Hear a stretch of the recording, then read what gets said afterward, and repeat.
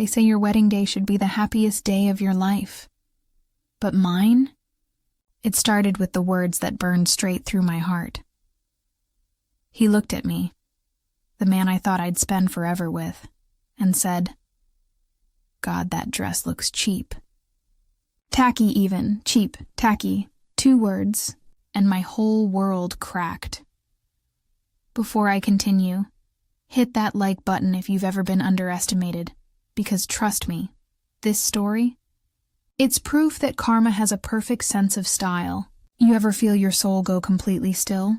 That was me, standing in front of him, holding the dress I'd saved months for.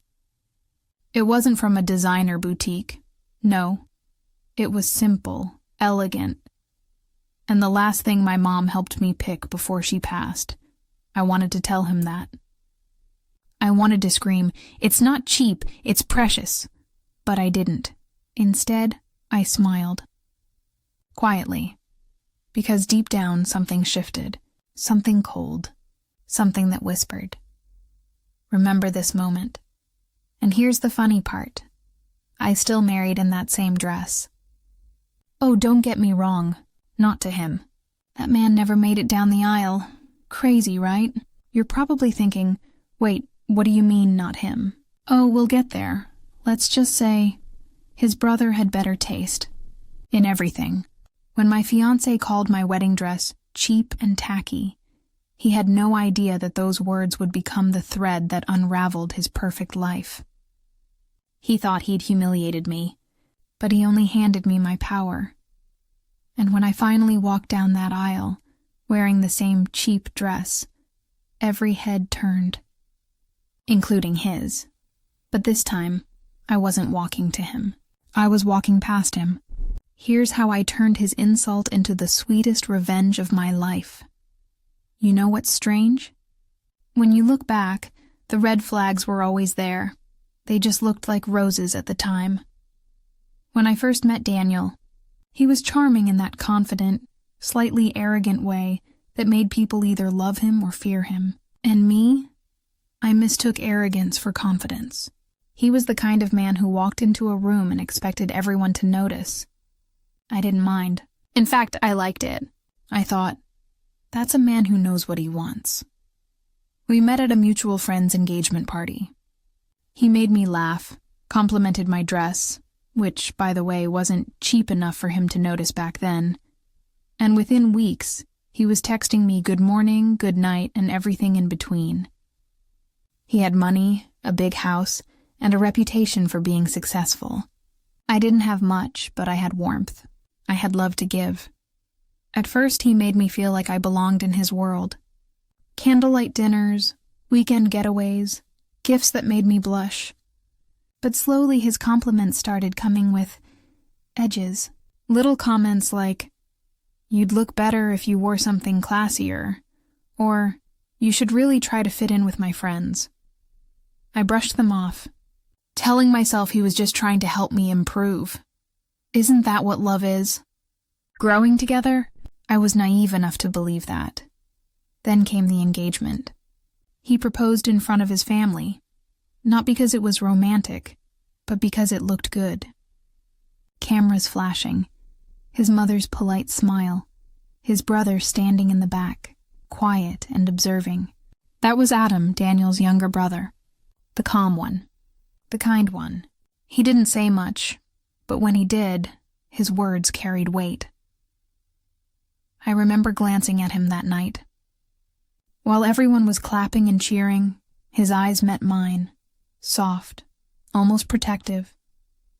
I didn't understand it then, but maybe he already knew what kind of man his brother really was.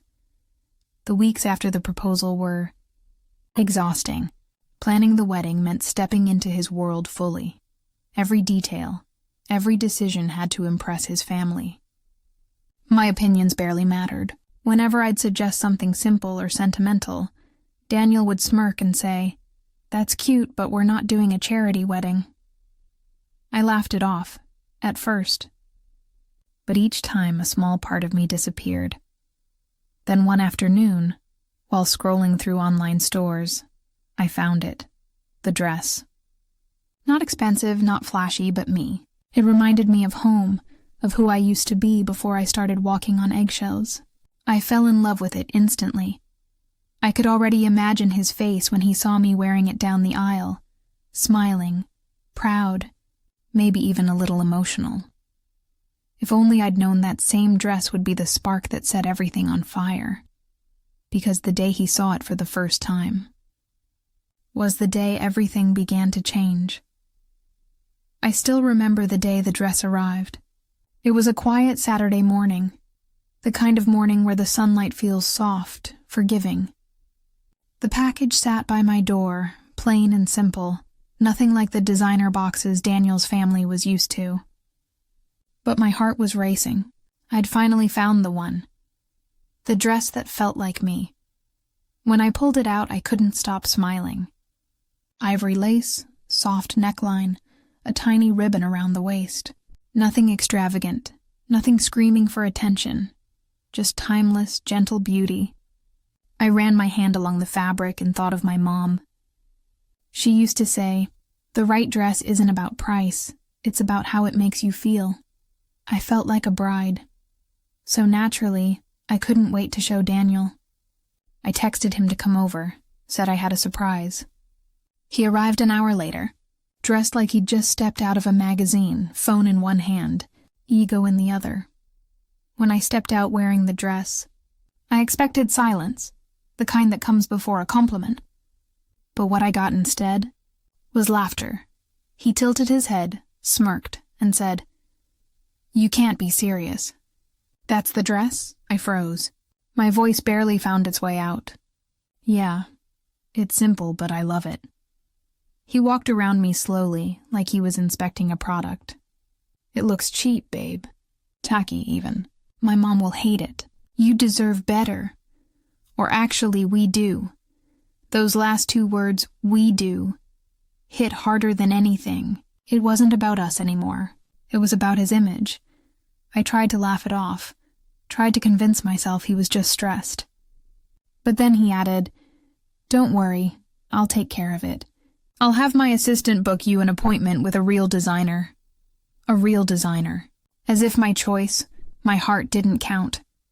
I wanted to say something, to defend myself, but my throat closed up. So, I did what I'd learned to do around him. I smiled. I nodded. I pretended it didn't hurt. But the moment he left, I locked myself in the bedroom, sat on the floor, and cried quietly into the lace. I couldn't understand how love could feel so small in the presence of luxury. That night, I tried to sleep, but his words kept echoing. Cheap. Tacky. Not good enough. The next morning we went to brunch with his family. I kept my head down, hoping the conversation would stay light. But of course, Daniel brought it up. "You should have seen the dress she ordered online," he said, laughing. It looked like something from a thrift store. The table chuckled, except one person. Adam. He didn't laugh. He didn't even smile. He just looked at me, eyes full of something I couldn't name. Maybe pity, maybe anger, or maybe just maybe understanding later. As everyone was leaving, Adam walked up to me and said softly, "For what it's worth, I bet you looked beautiful." It was one sentence, but it felt like a lifeline. I didn't know then that Adam's quiet kindness would become my anchor. And Daniel's arrogance and his undoing. But something inside me shifted that day. I stopped hearing the word cheap the way he meant it. Because in that insult, I started to see the truth. Not about my dress, but about the man I was about to marry. After that day, something inside me started to unravel. Quietly, piece by piece. I didn't say anything, didn't argue, didn't fight back. I just watched the man I was about to marry turn into someone I didn't even recognize. The wedding planning turned into a performance. Every decision was about appearances. The venue? It had to be photogenic. The guest list? Only people who matter. And the food? Nothing too common, babe. We're not doing backyard barbecue. Every time I opened my mouth to suggest something meaningful, something us, he'd roll his eyes. "You're cute when you try to plan," he'd say, like I was a child playing dress-up in an adult's world. At first I laughed it off. That's what I always did. But inside I was shrinking, slowly disappearing under his shadow. The dress stayed in my closet, untouched. I couldn't bring myself to return it, even though every time I looked at it, I felt that sting all over again. But somehow I also couldn't let it go. It was the only thing that still felt mine. Meanwhile, Adam, well, he kept showing up in small, unexpected ways. He'd call to check on me when Daniel forgot to. He'd ask if I needed help with errands, or if I'd eaten when the wedding stress got too much. Nothing flirtatious, just human, kind, real. One evening, I was sitting in the garden at Daniel's family estate, pretending to review the seating chart. Adam walked out holding 2 cups of coffee. "You look like you could use this," he said with a faint smile. I didn't even realize I'd been crying until he handed me a tissue. "You know," he said quietly, "you don't have to let him talk to you like that." I looked up, startled. "You heard?" He nodded. "I hear more than he thinks I do." There was something in his voice, protective, but not pitying. For a second I felt seen, really seen. Then, just as quickly, I looked away. "It's fine. He's just under pressure." Adam didn't push. He just sighed, looked at the sunset and said, "Pressure doesn't turn good people cruel. It just shows who they really are." That sentence stuck with me. Long after he walked away. The tension between Daniel and me only got worse after that. He started making cutting jokes in front of his friends about my background, my job, my cheap taste. They'd all laugh, and I'd force a smile while my heart sank deeper into the floor. But there was one night, one moment, that sealed everything. We were at a dinner his parents hosted, a pre-wedding celebration. Daniel was already tipsy, bragging about how he'd upgraded his life by marrying me. "She's not from money," he said, smirking, "but she cleans up nice when you polish her right." The room went silent. My face burned. I wanted to vanish. Before I could even stand, Adam cut in, his voice sharp and calm. "That's enough, Daniel." Everyone froze. Daniel laughed, but it sounded nervous.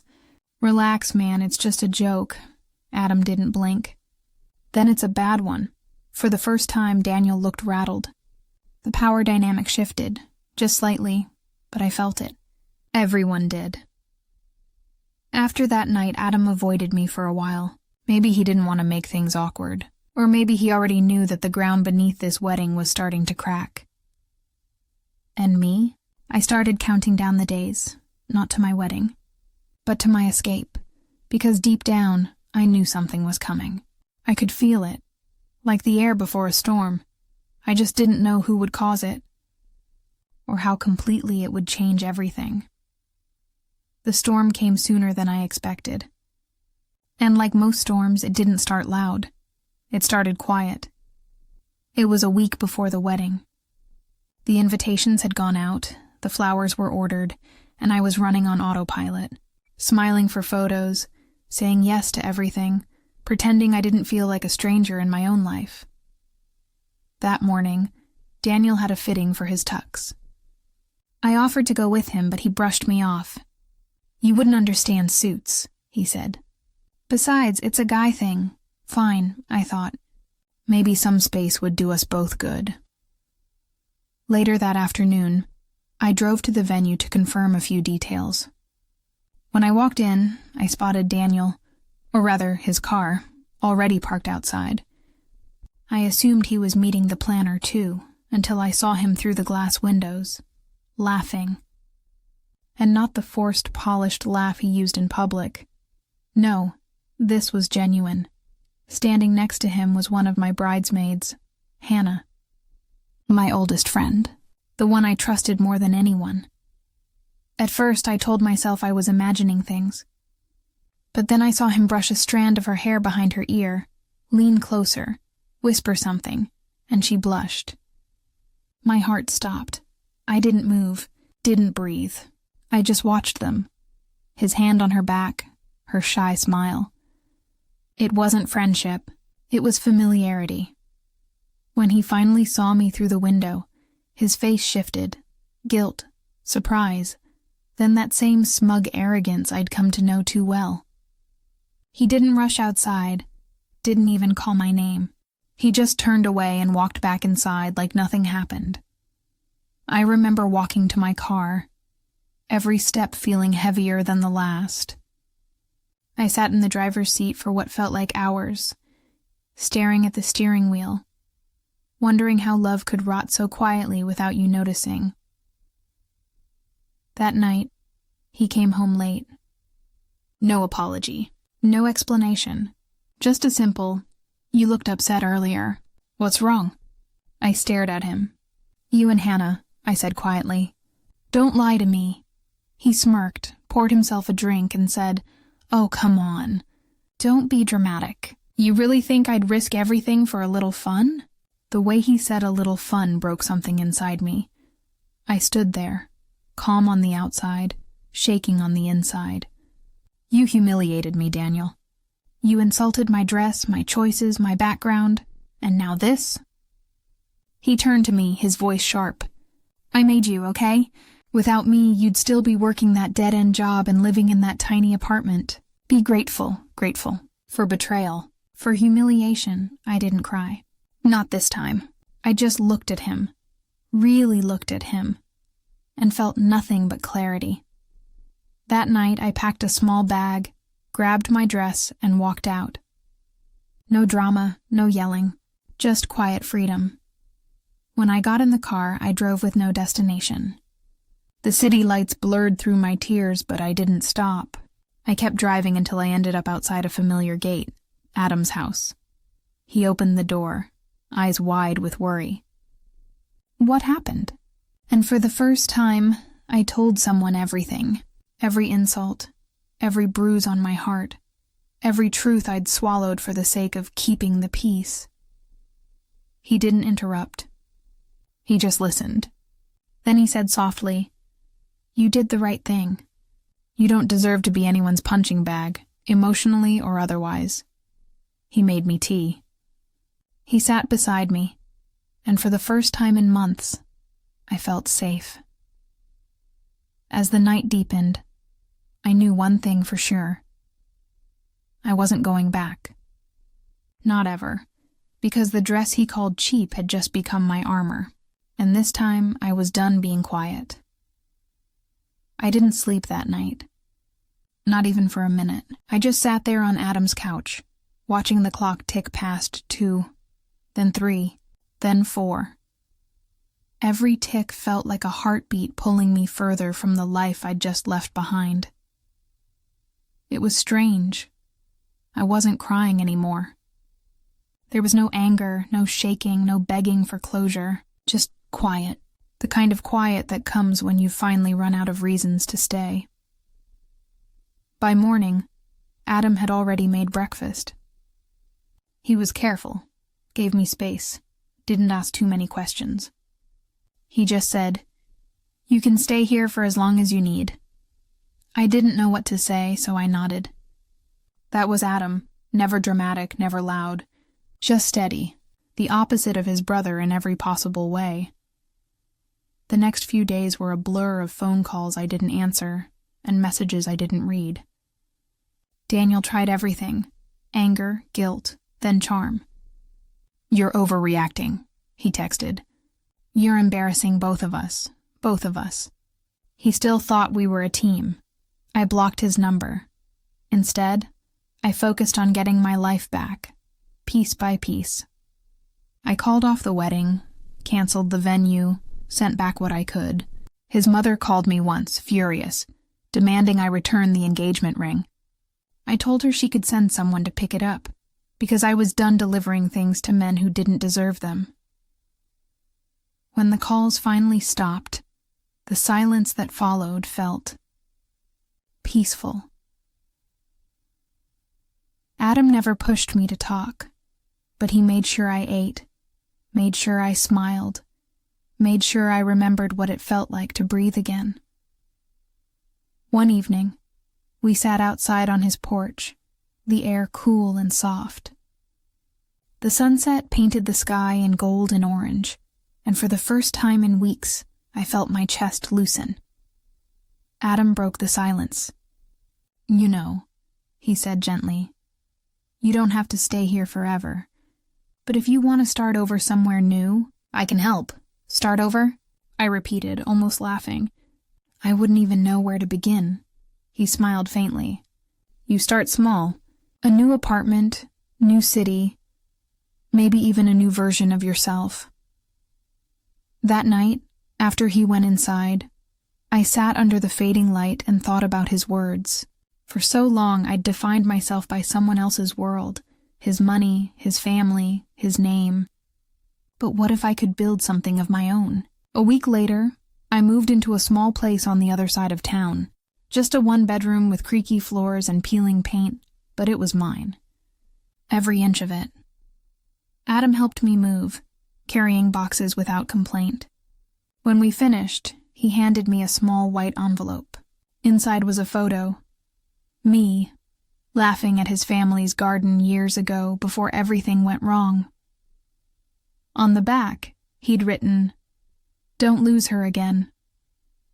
I didn't know whether to laugh or cry, so I did both. That night, as I unpacked, I pulled the wedding dress from the garment bag. The lace was still soft, still beautiful. It had survived everything, just like me. I hung it by the window, and the moonlight caught the fabric. For the first time, I didn't see heartbreak. I saw power. The dress he called cheap and tacky had outlasted his insults, his arrogance, and his betrayal. It was proof that beauty doesn't need approval. It just needs strength. I didn't know what my future looked like yet, but I knew one thing. I'd never let another man decide my worth again. And as for Daniel, well, he was about to find out that losing me was the most expensive mistake he'd ever make. Life after leaving Jason felt strange. For the first time in years, silence didn't scare me. It felt peaceful, like a wound finally getting air after being bandaged too tightly. I moved into a small apartment near the coast. Nothing fancy, but it smelled of sea salt and freedom. Every morning, I'd make myself coffee and watch the sun rise over the water, and for the first time I wasn't waiting for someone's approval to feel alive. But healing isn't linear, is it? Some nights, I'd wake up thinking I heard Jason's voice, that sarcastic laugh, that dismissive tone. My heart would race, my hands would shake, and I'd remind myself, "You're free now." Still, the memories clung to me, like shadows that refused to let go. It took months before I could talk about what happened without my voice breaking. I started journaling, writing everything down, every insult, every manipulation, every red flag I ignored. I guess I was trying to understand how I ever let myself love someone who made me feel so small. And strangely, the more I wrote, the lighter I felt. Then came the unexpected, an invitation. A wedding. Jason's brother, Evan. I remember staring at that ivory envelope for a good 10 minutes, my hands trembling. Evan had always been the opposite of Jason, kind, calm, respectful, the kind of man who looked people in the eye and meant what he said. We hadn't spoken much since the breakup, but there it was, a neatly written card inviting me to his wedding. Part of me wanted to throw it away. The other part felt curious. Who was the lucky woman? When I called to congratulate him, his voice was hesitant, almost nervous. "Actually," he said after a long pause, "it's complicated. Can we talk?" That call turned into a 2-hour conversation about family, betrayal, and everything that had happened since I left. Turns out Jason hadn't just destroyed me. He'd burned bridges with his own brother, too. Evan had seen how he treated me, how he belittled me, and it had changed the way he saw his own family. We started talking more. casually at first. But something about those late-night calls, the gentle way he listened, the quiet strength in his words, it started to heal parts of me I thought were gone forever. And then one evening, under the soft glow of a beach sunset, Evan said something that changed everything. Maybe it wasn't the dress that was cheap. Maybe it was just the man who couldn't see your worth. I didn't know it then, but that moment, that sentence, would be the beginning of something far greater than revenge. It would be the start of a love story built on respect, healing, and poetic justice. Because sometimes the universe doesn't just give you closure, it gives you a plot twist. And trust me, the next twist, no one saw that coming. It's funny how life has a way of coming full circle. A year ago, I was standing in front of a mirror, wearing that same wedding dress, the one Jason called cheap and tacky, crying because I thought my life was over. Now I look at that same reflection, and I smile. The day I wore that dress again, it wasn't to prove Jason wrong. It was to remind myself how far I'd come. The lace, the pearls, the delicate stitching, it wasn't just fabric anymore. It was a symbol of every moment I refused to give up on myself. Evan and I didn't rush into marriage. We took our time. We built trust where there used to be doubt. Laughter where there used to be tension. He never tried to fix me. He just stood beside me while I learned to fix myself. And when he finally proposed, it wasn't with grand gestures or diamond-studded promises. He simply said, "You deserve to be loved the way you love, fully and fearlessly." That's when I knew. It wasn't revenge that brought me peace. It was growth. But I won't lie. The moment I walked down that aisle in the same dress Jason hated. It was poetic. Every step felt like closure. Every heartbeat whispered, "You made it." And when I caught a glimpse of Jason in the crowd, yes, he was there, pale-faced and stunned, I didn't feel anger. I felt nothing. Because that's what true healing looks like. When the things that once broke you no longer hold power over you. After the wedding, I packed that dress away carefully. Not because I was ashamed of it, but because it had served its purpose. It reminded me that beauty isn't measured by someone's opinion. It's defined by strength, by grace, by the ability to rise again when others expect you to fall. Sometimes people will try to dim your light because they can't handle how brightly you shine. And sometimes, the best revenge isn't shouting or fighting back. It's living beautifully, unapologetically, and with peace in your heart. If you've ever been made to feel small, if someone ever told you you're not enough, remember this. Their words say more about them than they ever will about you. Your worth doesn't need validation. It just needs recognition. From you. So yeah, I wore the cheap dress again, and it turned out to be the most priceless thing I owned. Not because of how it looked, but because of what it represented. Freedom, forgiveness, and a future I built on my own terms. And if you're listening right now, maybe it's time you looked at your own reflection and said the same words I did that morning. I'm done letting anyone tell me what I'm worth, you know. When I look back, I realize this story was never just about a wedding dress or a broken engagement. It was about rediscovering my voice, the one I lost trying to please someone who never really saw me. And if my story reminded you of your own strength, then maybe, just maybe, that pain wasn't for nothing, because healing isn't loud, it's quiet. It's waking up one morning and realizing the things that used to hurt don't define you anymore. It's choosing peace over revenge, and self-worth over approval. So if you've ever walked away from someone who made you feel small, I hope you know you didn't lose anything. You freed yourself. And hey, if this story spoke to your heart, don't forget to hit like, subscribe, and turn on the bell so you never miss the next story of love, loss, and finding strength again. Leave a comment below. Tell me, what was your moment of realization? When did you finally say, enough? Because sometimes Sharing your story is how someone else finds the courage to start theirs.